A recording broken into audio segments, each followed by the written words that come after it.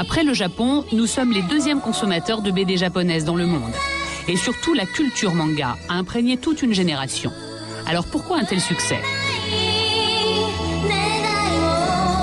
Quand Goldorak arrive en France en 1978, c'est un petit peu le choc. C'est la première fois qu'on voit une histoire avec un robot géant, de la science-fiction, des extraterrestres, et puis surtout des thèmes qu'on ne voyait pas dans les dessins animés qu'on connaissait jusque-là, avec un héros qui va être un peu torturé, qui fait des erreurs, alors qu'avant on ne connaissait que Walt Disney avec des histoires merveilleuses qui se finissent toujours bien, ou alors des cartoons avec les dessins animés d'Hanna-Barbera, les Scooby-Doo, etc. À travers les séries qu'on a vues, on a commencé à digérer, sans vraiment s'en rendre compte, de la culture japonaise. Du pays du soleil levant à la banlieue de Toulouse. Nous sommes chez Marion, 15 ans, élève en seconde. Marion a découvert les mangas et le cinéma asiatique il y a 3 ans. Depuis, elle développe une véritable passion pour tous les aspects de la culture japonaise. Il suffit de rentrer dans sa chambre pour s'en convaincre. Ça, c'est du japonais. Qu'est-ce que ça veut dire ? Ami pour la vie. Ça ? Là, tu peux nous montrer ? Bah, ça veut dire ami pour la vie. Après, là-bas, ça, c'est un poster de Kagero. C'est du métal japonais. Des posters de groupes de métal japonais, Marion en a plein ses murs.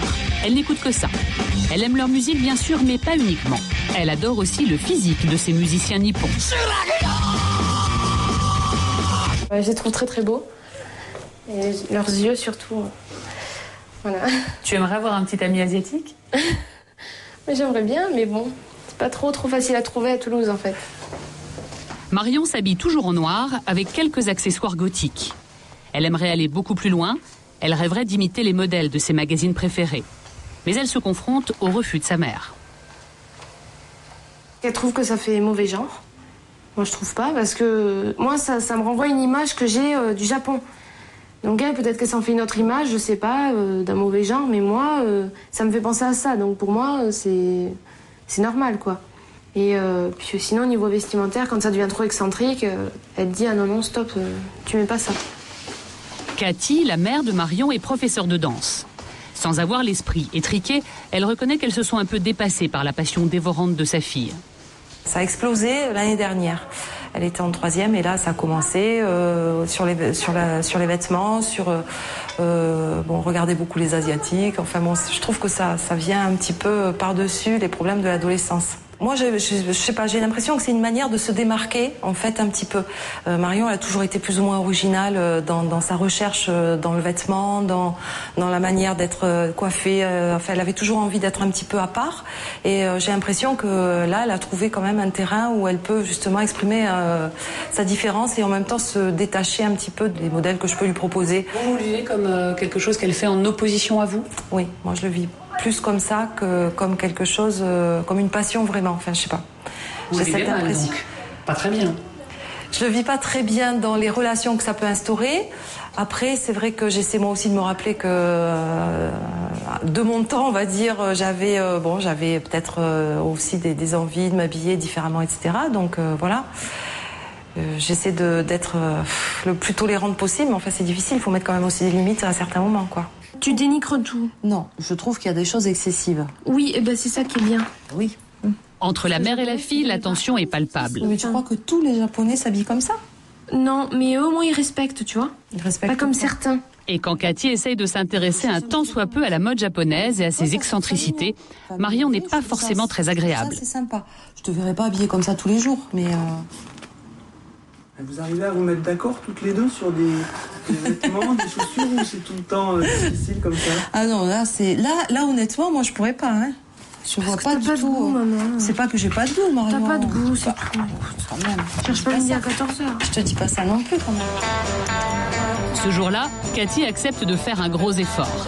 Elle va suivre sa fille dans un restaurant japonais de Toulouse. Pour elle, ce sera une première. Julien, le frère de Marion, va aussi tenter l'expérience. Premier regard sur la carte, Cathy a du mal à choisir. En spécialiste, Marion va la conseiller. Oui, j'essaie de m'intéresser à ce qui l'intéresse, oui. C'est important. C'est important pour vous d'essayer de comprendre ? Essayer de comprendre, oui. Même si c'est pas facile toujours. Et puis, mais j'essaie de comprendre. Voilà. Les sushis sont prêts.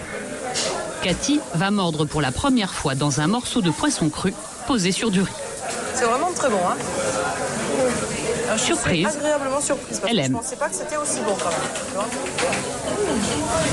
Merci. On va découvrir les sushis. L'expérience est positive. La mère et la fille partagent un bon moment, sans dispute et sans tension. Ouais. Ça pique beaucoup. Marion a réussi à faire passer un peu de sa passion pour le Japon à sa maman. Est-ce que c'est une passion au long terme ou est-ce que c'est juste momentané, juste parce que c'est différent, parce que c'est l'exotisme je sais pas, on verra. Lubie d'adolescent ou passion durable? La question peut en effet se poser. À Paris, dans le quartier de l'Opéra, nous retrouvons Chou et ses tenues gothiques Lolita. Elle est accompagnée par son copain Erwan, rencontré en cours de japonais. Il se fait appeler Yuki, qui signifie neige. Yuki et Chou ne viennent pas ici par hasard. Ce quartier est connu pour abriter de nombreuses boutiques japonaises. Restaurants, librairies, agences de voyage, épiceries. On pourrait presque se croire à Tokyo. Habitués du quartier, les deux ados ont leurs adresses préférées, comme cette librairie où l'on trouve absolument tout sur le Japon. Pour eux, c'est un petit moment d'évasion vers un pays qui les fait rêver. Si on est aussi intéressé par un pays aussi lointain, c'est parce qu'on n'en peut plus. Une forme de fuite. C'est vrai que c'est une fuite. Parce que moi, le fait de rêve, parce que le fait de. Moi, quand je prends, par exemple, quand je suis dans la gare de chez moi, je suis complètement ailleurs, j'ai ma musique dans les oreilles, je regarde pas ce qu'il y a. Puis là où je peux ouvrir les yeux et là où je peux commencer à parler, à rigoler et tout ça, c'est quand j'arrive ici, quand j'arrive dans le quartier japonais. Parce que pour moi, c'est ça la vraie vie. C'est beau. Je suis contente d'être ici. Je sens que je suis un petit peu chez moi, un tout petit peu chez moi. Pourtant, Chou n'est jamais allée au Japon. Elle rêve d'un pays qu'elle ne connaît pas et dont elle ne voit qu'une image sublimée. Direction l'épicerie japonaise. Onigiri. Les deux ados s'amusent ici à découvrir des produits aussi étranges qu'exotiques. Il y en a aussi. Là où il y a vraiment des trucs bizarres. À la pomme. C'est à la pomme, mais je sais pas ce que c'est. Ça doit être de la. Écoutez, Kinjo, Seka, Jerry, Ringo. Yuki semble ici très à l'aise. Il faut dire qu'il rentre tout juste d'un voyage linguistique à Tokyo. Un voyage qui a été pour lui une révélation. C'était mieux que ce que je pensais. En même temps, j'ai vu des choses auxquelles je m'attendais et donc j'étais heureux parce que c'était des choses que je voulais voir. Puis d'un côté, j'ai découvert d'autres choses, d'autres côtés du Japon où j'avais déjà entendu parler ou bien... Enfin, c'était plus superficiel. Là, ça a été vraiment profond. Dès que je suis rentré, pour moi, la seule chose à faire, c'était d'y retourner. Chou n'a qu'une envie, faire comme son amie, partir au Japon. Mais elle, ce serait pour toujours. Moi, je suis quand même assez fragile au niveau des sentiments, beaucoup. Et j'ai peur que ça me fasse un gros choc de revenir en France. Et je sais pas si je vais être... C'est ça qui fait peur à mes parents, c'est que je leur dis pas, mais si je suis à Tokyo, je sais pas, prendre l'avion de retour, c'est impossible pour moi. On offre un billet pour le rêve, en principe, c'est un aller simple, quoi. Et revenir comme ça, revoir tous les trucs dans Paris, je trouve... ça doit être douloureux quand même. La jeune fille est bien décidée. L'an prochain, elle sera à Tokyo. Elle aura tout juste 15 ans.